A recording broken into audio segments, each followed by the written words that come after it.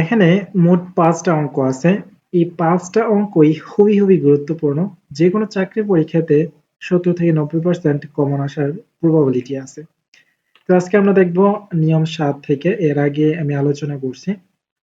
তো এই প্রবলেমে বলা হয়েছে কোন একটি জিনিস নির্মাতা ২০% লাভে এবং খুচরা বিক্রেতা ২০% লাভে বিক্রি করে। যদি ওই জিনিসটির নির্মাণ খরচ ১০০ টাকা হয়, তবে খুচরা মূল্য কত? প্রশ্নটা ধরাটা একটু ডিফিকাল্ট। সহজ একটা টেকনিক দেখে দেই। যদি একাধিক পার্সেন্টেজ থাকে আর এগুলা লাভ থাকে, হ্যাঁ, লাভ থাকতে হবে। যেমন একটা জিনিস নির্মাতার 20% কি হয়েছে, এখানে লাভ হয়েছে, আর এই খুচরা বিক্রেতার 20% কি হয়েছে, লাভ হয়েছে। তাহলে উভয় কি হয়েছে, লাভ হয়েছে। তাহলে এখান থেকে আমাদের মোট লাভটা বের করতে হবে। তো মোট লাভ হয়েছে কত টাকা? লাভটা বের করার সিস্টেম হচ্ছে, এই যে পার্সেন্টেজ আছে, প্রথম পার্সেন্টেজ যোগ হচ্ছে দ্বিতীয় পার্সেন্টেজ, তারপর যোগ হচ্ছে এই দুইটা পার্সেন্টেজ গুণ করবেন, নিচে ১০০ দ্বারা ভাগ করবেন। আমি আবার বলি, প্রথম পার্সেন্টেজ যোগ হচ্ছে দ্বিতীয় পার্সেন্টেজ, এই যে প্রথম পার্সেন্টেজ দ্বিতীয় পার্সেন্টেজ যোগ হচ্ছে উপরে দুইটা পার্সেন্টেজ গুণ করবেন, নিচে ১০০ দ্বারা ভাগ করবেন। তো এই শূন্য কাটা, এই শূন্য কাটা, এখানে ২ থাকতেছে, ২০ ৪০, তাই না? আচ্ছা, ২ থাকতেছে এখানে, তাহলে ৪, তাহলে ৪০ আর ২ ৪২।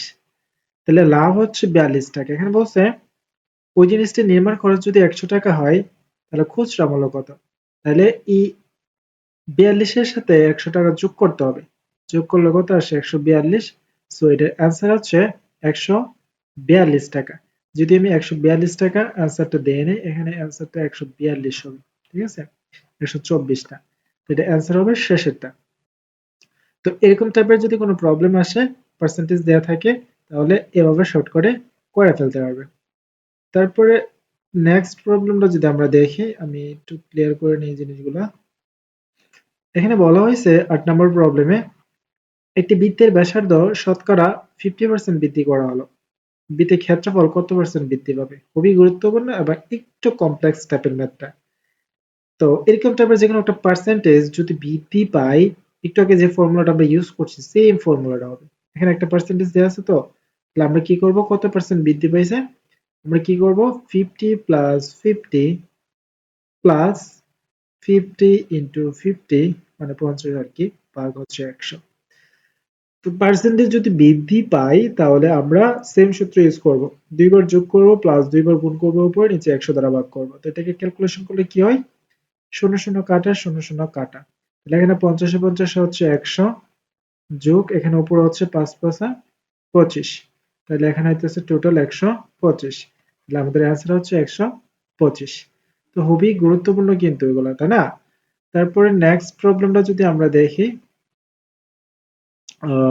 নেক্সট প্রবলেমটা হচ্ছে এইটা। এখানে বলা হয়েছে ৯ নম্বর নিয়ম, ক্রয় মূল্য বিক্রয় মূল্যের এত অংশ হলে শতকরা কত লাভ হয়েছে? তো যদি কোনো একটা জিনিসের ক্রয় মূল্য বিক্রয় মূল্যের এত অংশ হয়, তো শতকরা কত লাভ?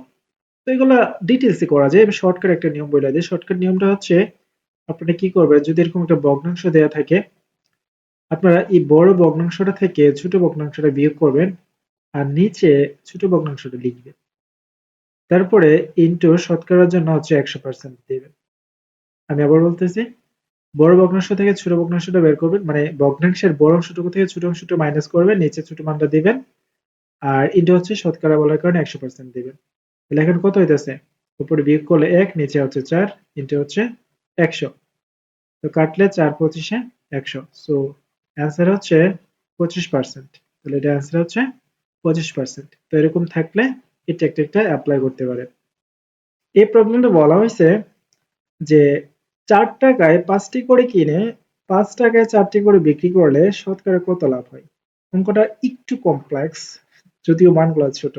কি করছে, ৪ টাকায়, এখানে টাকা আছে, ৫টি কিনছে, হ্যাঁ কিনছে, আর ৫ টাকায় ৪টি বিক্রি করছে। তো শতকরা কত লাভ হয়েছে?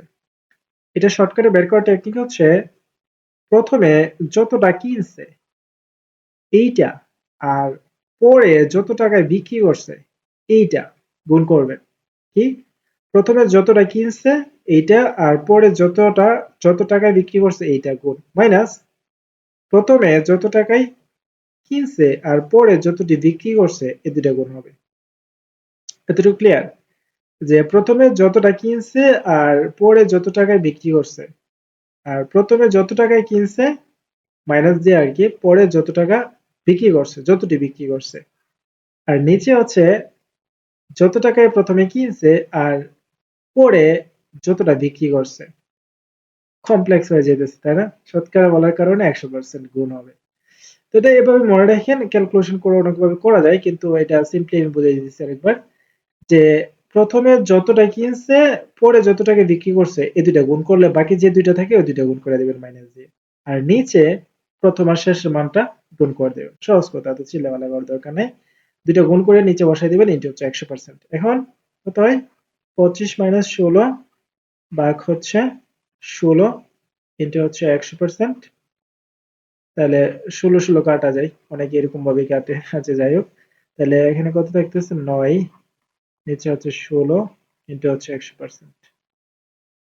তো 9 রে 16 দ্বারা ভাগ করে 100 এর সাথে গুণ করলে অ্যান্সার আসে হচ্ছে 56.2%। ওকে, সো তারপরে আমরা যে প্রবলেমটা দেখবো এটা অনেক গুরুত্বপূর্ণ। এই প্রবলেমটা বলা হয়েছে এটা টাকায় না, টাকায় হবে, টাকায়, আমার ইয়াটা ভুল হয়েছে। টাকায় 3টি করে লেবু কিনে টাকায় 2টি করে বিক্রি করলে শতকরা কত লাভ হবে? খুবই গুরুত্বপূর্ণ একটা অঙ্ক। কি? টাকায় 3টি করে লেবু কিনে টাকায় 2টি করে বিক্রি করলে শতকরা কত লাভ হবে? তো এই টাকায় শব্দটা যদি দুইটা ক্ষেত্রে কমন থাকে, এরকম ভ্যালু দেয়া থাকে, তাহলে শতকরা পরিমাণ বের করার জন্য আপনি কি করবেন? এখানে যে মানটা আছে, বড় মানটা আছে, সে বড় মানটা মাইনাস করবেন ছোট মানটা, পরের মানটা আর কি, নিচে দিবেন হচ্ছে ছোট মানটা ইনটু হচ্ছে 100%। এটা সূত্র হচ্ছে এরকম আর কি, যে বড় মাইনাস হচ্ছে ছোট ইনটু হচ্ছে ছোট আর ভাগ হচ্ছে ছোট ইনটু হচ্ছে 100%। এই হচ্ছে মূলত সূত্র। তাহলে আমি কি করছি, আমরা বড়টা মাইনাস হচ্ছে ছোটটা ডিভাইডেড বাই হচ্ছে ছোটটা ইনটু হচ্ছে 100%। তাহলে এখানে কত আসছে 1/2 ইনটু হচ্ছে 100%। এটা কাটলে কত আসে 50। তাহলে অ্যান্সার হচ্ছে 50%। ক নাম্বার।